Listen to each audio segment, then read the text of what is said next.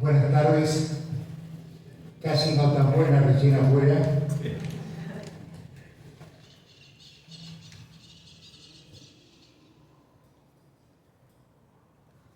Querido amigo Carlos, señor embajador de la República del Perú, mi querido general también, acá presente, de los institutos, querido Manuel, de los institutos nacionales acá presentes, el cuerpo de académicos del Instituto Nacional Sanmartiniano, que tengo el orgullo de presidir. Se conmemora el 9 de diciembre los 200 años de la batalla de Ayacucho. Vaya novedad. Batalla que acabó con 3 siglos de dominación española en América, en la que estuvieron presentes los genios de Bolívar y San Martín, ya que Boyacá y Carabobo, Chacabuco y Maipú guiaron los pasos de Sucre a la cima de la gloria. Inigualable escenario de la gran batalla en el centro de América, en los Andes, entre cóndores y quebradas, en el que un puñado de granaderos argentinos cargaron por última vez, con el mismo coraje que en San Lorenzo 12 años atrás, para conquistar la independencia americana. El marco histórico. En el año 1824, los 100.000 hijos de San Luis estaban invadiendo España, conjuntamente con 30.000 españoles realistas, retomando el absolutismo en la península, después de 3 años de que estuviese la libertad en la península, donde los liberales habían reinado desde el 20 al 23.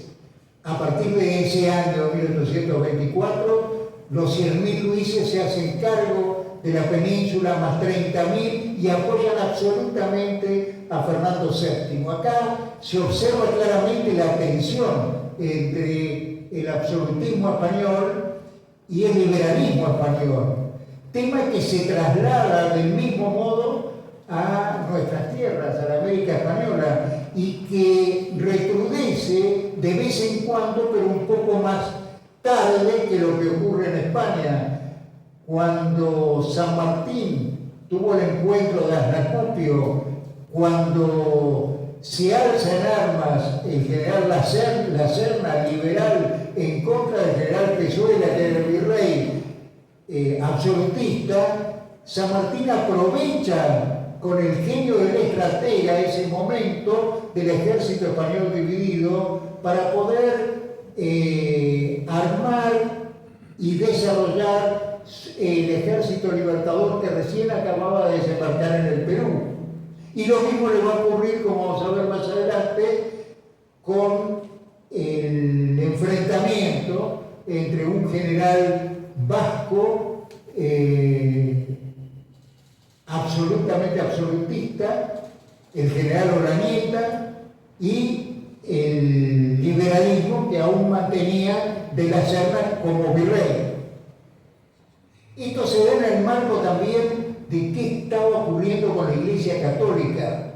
No vayan a pensar que voy a hacer una crítica, me estoy guiando por una obra que la vicepresidenta primera la conoce muy bien, el Fray Alberto seguramente, del padre Furlong, la Santa Sede de la Emancipación Americana, donde cita en un breve del Papa León XII, en el mes de septiembre de 1824, se traduce en España, y les voy a leer algún párrafo de ese breve. No es una encíclica, un breve es una orientación que hace el Vaticano, que hace el Santo Padre, una orientación, o puede ser una orden, una directiva. En este caso, el breve estaba dirigido a los venerables hermanos, los arzobispos y obispos de América, 30 de septiembre de 1824. No podemos menos que lamentarnos amargamente, ya observando la impunidad con que corre el desenfreno y la licencia de los malvados, ya al notar cómo se propaga y cunde el contagio de libros y folletos incendiarios, en los que se deprimen, menosprecian e intentan hacer odiosas ambas potestades eclesiástica y civil. Y ya por último, viendo salir a la manera de langostas devastadoras de un tenebroso pozo, esas juntas que se forman en la lobreguez de las tinieblas, de las cuales no dudamos en afirmar con San León Papa, que se concentran en ellas como una inmunda sentina, cuanto hay y ha habido de más sacrílego y blasfemo en todas las éticas, en todas las sectas heréticas. El padre Furlon agrega en su obra una disculpa del Papa en una carta posterior al presidente de México, Victoria, donde le escribe que nuestra peculiar índole y la dignidad a que sin mérito fuimos elevados exigen que no nos mezclemos en lo que de ninguna manera pertenece a la Iglesia. A modo de disculpa, el Santo Padre se disculpa con Guadalupe Victoria, el presidente de México. En México había tenido lugar se había publicado una Carta Magna, la Constitución Mexicana Federal, que había terminado con el gobierno del emperador Iturbide y con la vida de Iturbide. En el mismo momento que en el año 1824, acá en Buenos Aires, Bernardino Rivadavia, teniendo en cuenta sus ideas progresistas, acababa de promulgar también una constitución, en el caso nuestro, unitaria. El Congreso de Verona, donde se reunían las grandes potencias, se habían reunido a mediados de ese año, del 24, para contemplar la posibilidad de acabar rápidamente con la liberalidad y la subversión que existía en sus colonias. Inglaterra se había apartado ya del Congreso de Verona, no le interesaban los territorios, tan solo le interesaban los negocios. Recordemos que la banda oriental del Uruguay no era Uruguay, sino que era la provincia cisplatina desde el año 1817, y que en ese año 1824 se estaba preparando en los saladeros de la provincia de Buenos Aires la recuperación a órdenes del general Lavalleja en aquella gesta que se dio a llamar de los 33 orientales, que esa era un poco el marco histórico internacional de lo que estaba ocurriendo. En el Perú existía un gran ejército de 19.000 hombres, a órdenes, claro, del virrey, donde tenían un ejército del norte, a órdenes del general Canterac, un distinguido oficial de origen francés, pero español, el general Canterac, de 8.000 hombres con el ejército del norte. El ejército del sur, con el general Valdés, tenía 3.000 hombres, y más al sur todavía, lo que es hoy Bolivia, lo que era el Alto Perú, el general Don Pedro de Uranieta, con 4.000 hombres.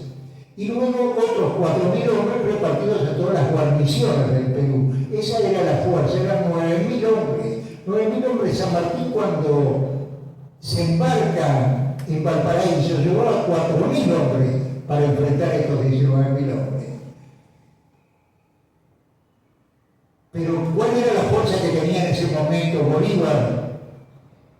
Una fuerza de 6.000 hombres. Tenía 4.000 colombianos y 2.000 peruanos y algo así como 1.000 chilenos y 1.000, no me he dado cuenta, y 1.000 argentinos, pero tenía un ejército que no llegaba a los 7.000 hombres. Ese era el ejército del general Bolívar, cuyo jefe de Estado Mayor, que luego pasa a ser comandante, ya lo vamos a ir viendo más adelante.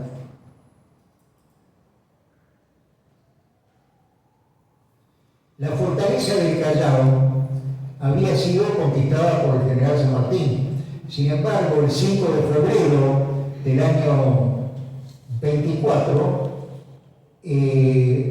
un movimiento subversivo dentro de la fortaleza hace que vuelva a izarse la bandera española. Y al observar esto, el general Canterac manda 2 divisiones, una del general Monet y otra división más, a reforzar el Callao, la fortaleza del Callao, y de paso cae a apoyar el levantamiento que existía en Lima, y Lima pasa a ser una ciudad donde las tropas criollas libertadoras no están más y son tomadas nuevamente por los realistas. En ese momento, el general Bolívar se encuentra con su ministro Mosquera. Esto lo cuenta Bartolomé Mitre con un diálogo. ¿Qué va a hacer ahora, general?, le pregunta el ministro Mosquera a Bolívar. Mitre cuenta que Bolívar en ese momento estaba cadavérico, tenía muchísima fiebre, tenía un pañuelo en la cabeza, y lo que responde es triunfar.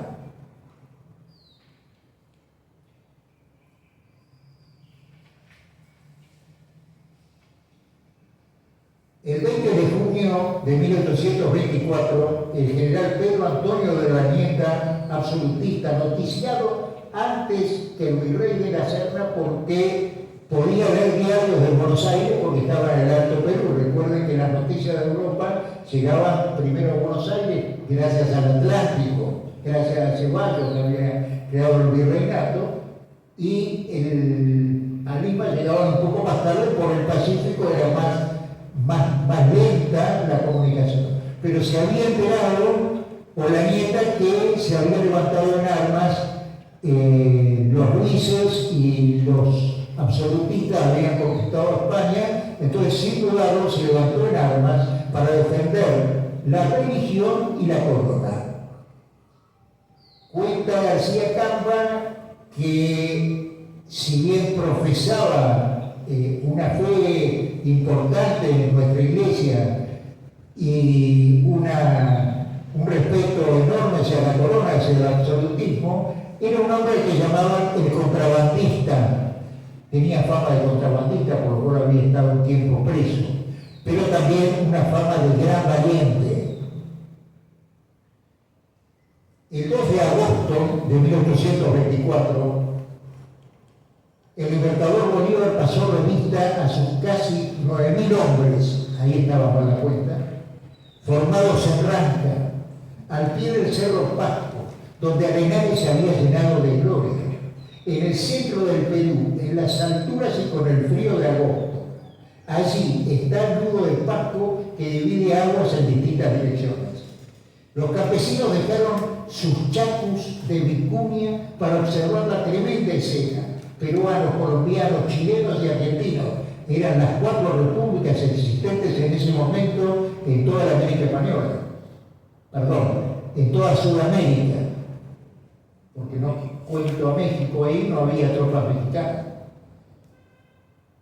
Con las armas al hombro miraban los campesinos peruanos y veían aquel Humaric, el caudillo, que parado sobre sus estribos se estremecía a todos, aunque muchos no lo entendían. Comprendían que se estaba gestando algo más que el Taita Gilca, algo más glorioso. ¿Qué estaba diciendo Bolívar, dando su proclama? Vais a completar la obra más grande que el cielo ha encargado a los hombres, la de salvar un mundo entero de la esclavitud. El Perú y la América toda guardan de nosotros la paz, hija de la victoria.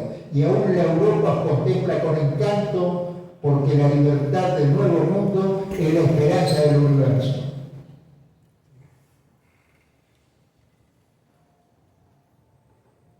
De ahí se dirigen hacia el sur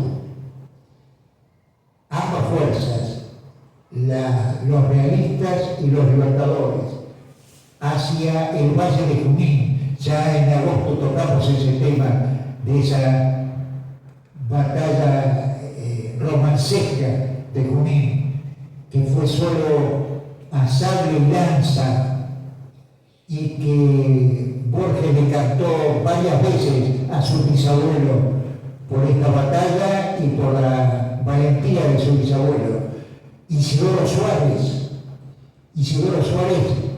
cantado por Borges en su última estrofa, dice: en los atardeceres pensaría que para él había florecido esa rosa, la encarnada batalla de Junín, el instante infinito en que las lanzas se tocaron, la orden que movió la batalla, la derrota inicial, y entre los fragores su voz gritando a los peruanos que remetieran a la luz el ímpetu y la fatalidad de la carga.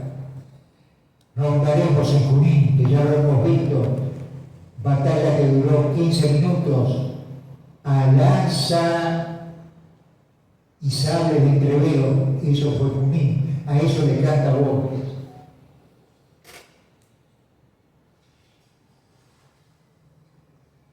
Por favor.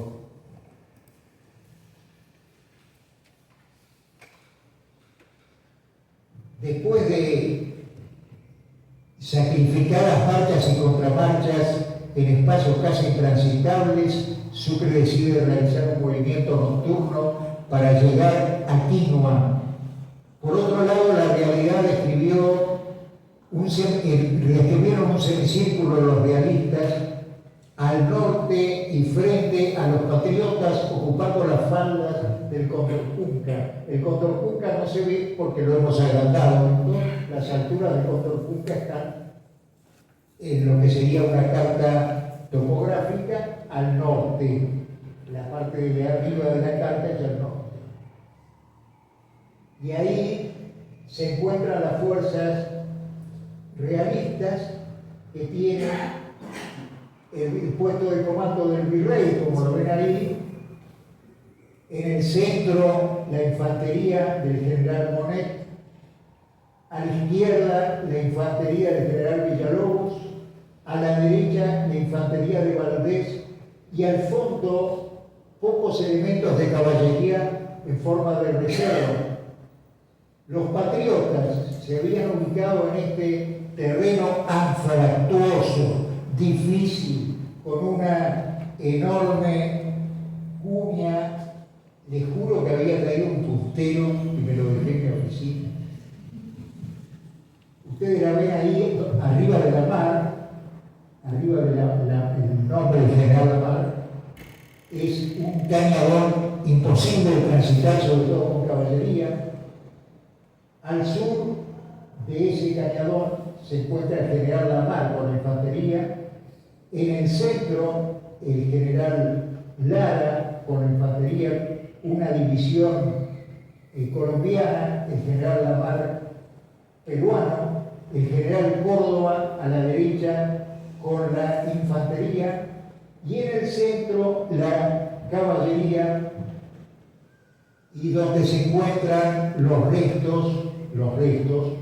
valiosos restos, 80 hombres del regimiento de granaderos a caballo, que como primero leí,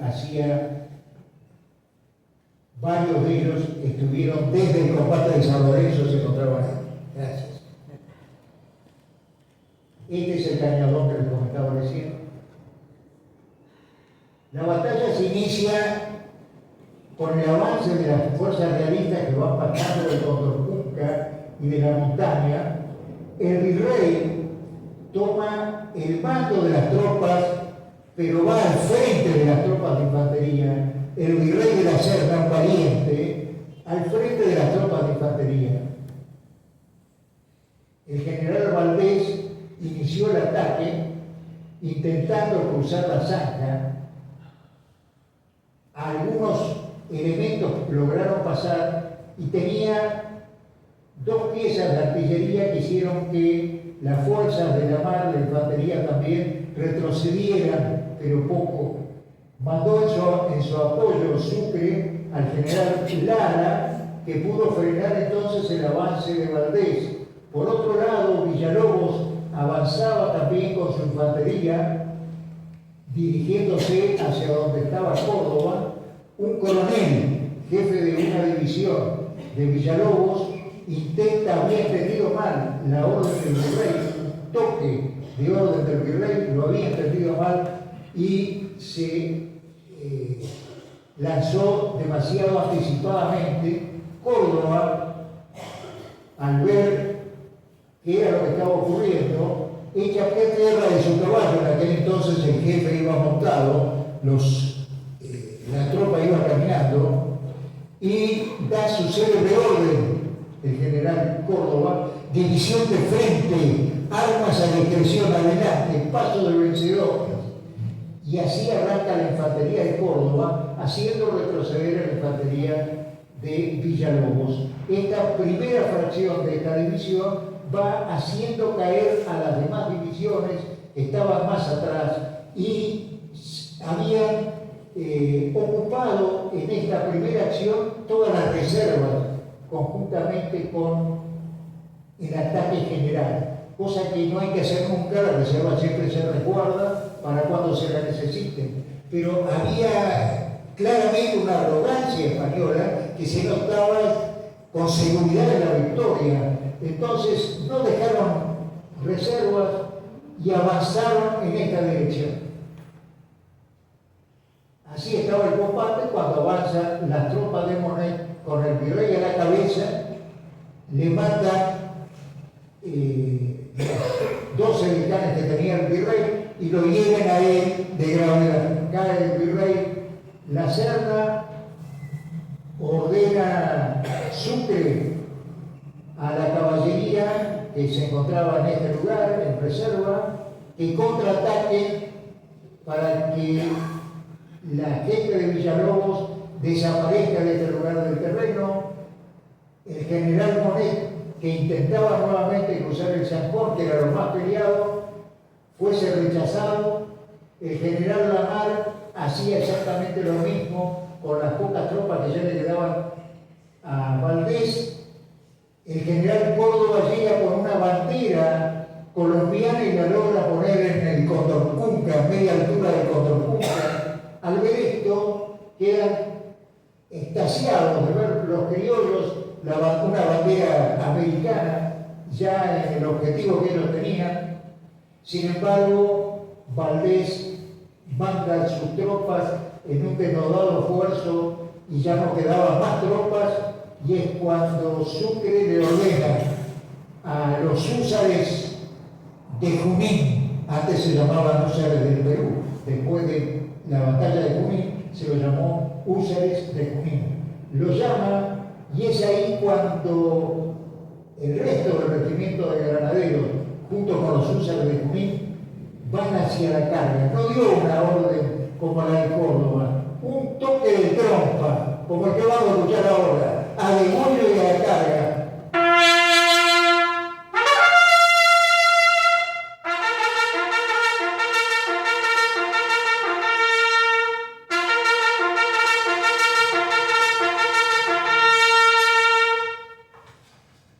Gracias, trompa.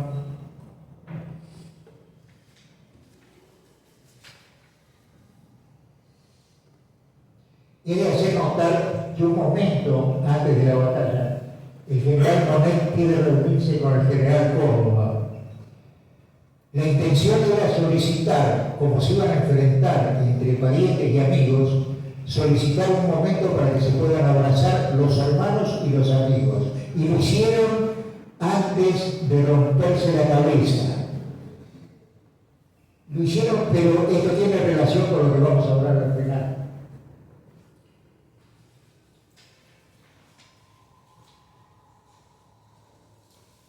El día 9 de diciembre, escribe el general Miller, el día 9 de diciembre amaneció hermosísimo.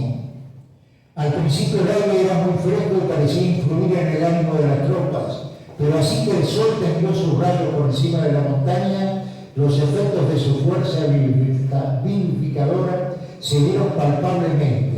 Los soldados de uno y otro ejército se restregaban las manos invisiblemente, hacían conocer el placer que les causaba y el vigor que recibían. A las 9 de la mañana principió a descender de la montaña la división Villalobos.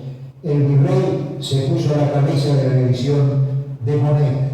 siguieron bajando por el lado escabroso del Condorcanqui.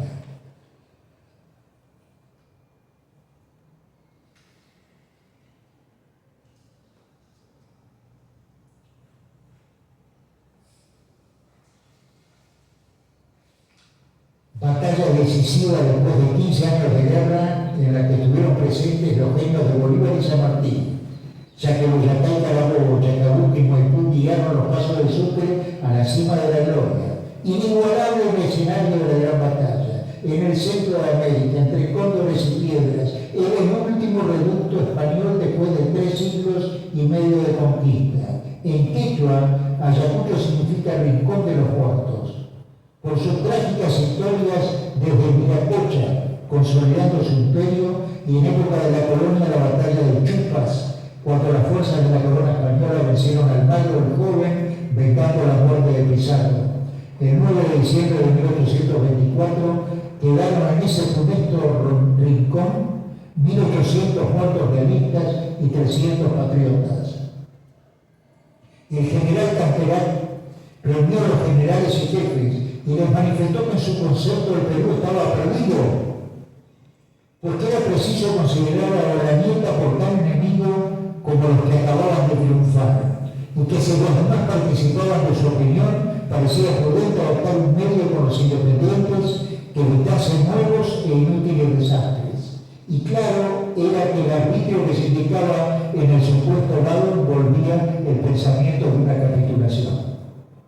La confusión y la incertidumbre, como dice García Camba, la confusión y la incertidumbre estaban retratados en el semblante de todos, y ninguno acertaba a proponer el arbitrio que convendría adoptar en tamañas circunstancias, cuando al ponerse el sol de tan funesto día, se anunció por esta guardia un oficial parlamentario a quien seguía el general Lamarck, que pretendía hablar al general Camperat, como lo verificó, asegurando que el general Sucre estaba dispuesto a conceder a los vencidos una capitulación tan amplia como sus altas facultades permitiesen.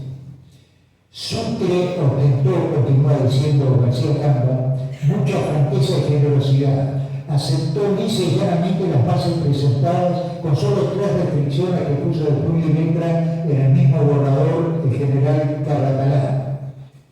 En esa parte García Camba estaba en ese momento presenciando esto. Luego se dirigieron a Huamango, cuya etimología quechua chanca da pie a la metáfora también, porque Huamanca significa ven halcón.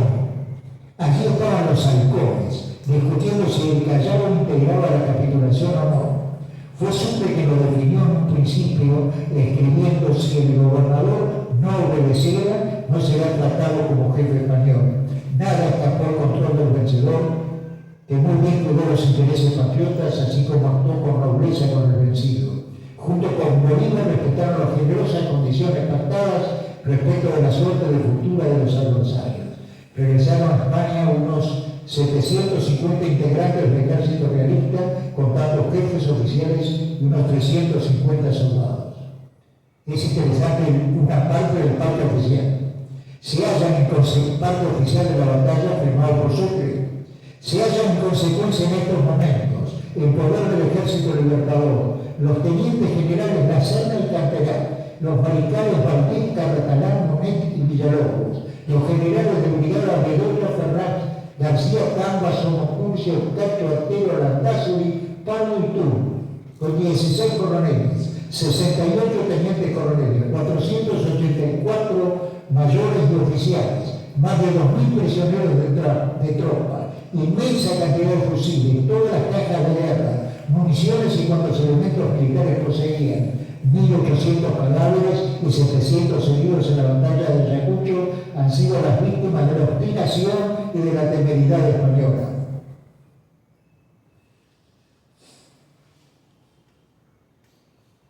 Capitularon, pero había varios sitios en el Perú, como había citado antes el señor embajador, que permanecían en manos realistas. Y sobre todo, lo más importante ha sido el Callao.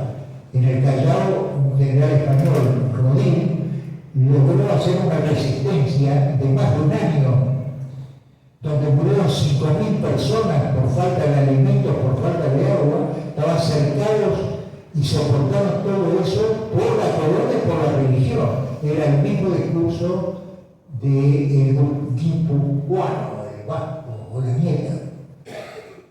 Rodin fue recibido con todos los honores en España, no así al resto, que se los trató efectivamente como ayacuchos. Los ayacuchos se los llamaba. Eso ocurrió en un primer momento y hubo una serie de versiones de que atrás de eso estaban funcionando las logias masónicas.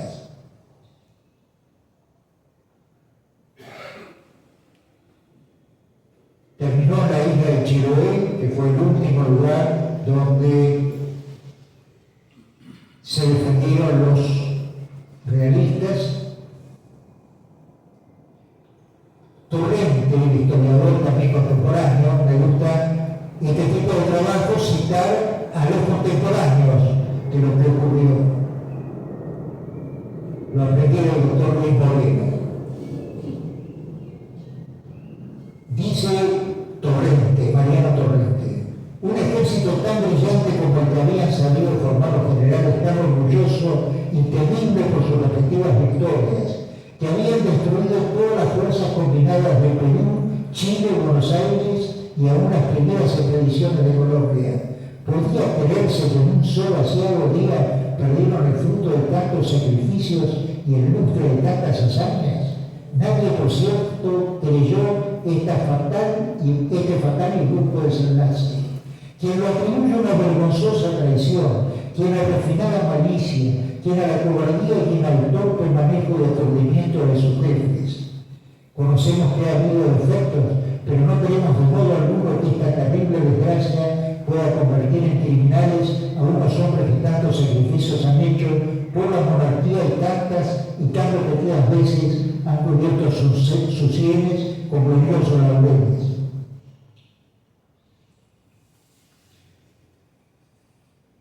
Mucho se ha escrito acerca de la batalla arreglada. Fíjense que en el siglo XX Salvador de Madariaga escribe Bolívar y él dice que fue arreglada por la masonería.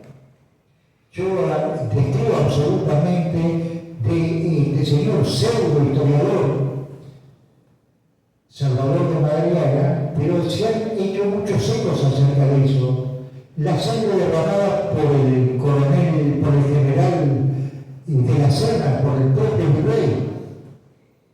Muchos escritos acerca de la batalla arreglada o de la traición a Ayacucho, como decía Nico. Invero de la historia tal vez sea impreciso por los memorialistas y le falta consistencia en el salto. Esa consistencia la intenta hacer el historiador cotejando las memorias. En el caso de Ayacucho existen pocas, y de ellas se destaca por cierta objetividad la de Miller por el lado de los patriotas y García Capa por el lado de los españoles. En las dos versiones se resalta la total entrega de ambos bandos de ambos contendientes a sus respectivas causas, con tal vigor y convicción que quedaron más de 2.000 cadáveres en el rincón de los muertos, Ayacucho.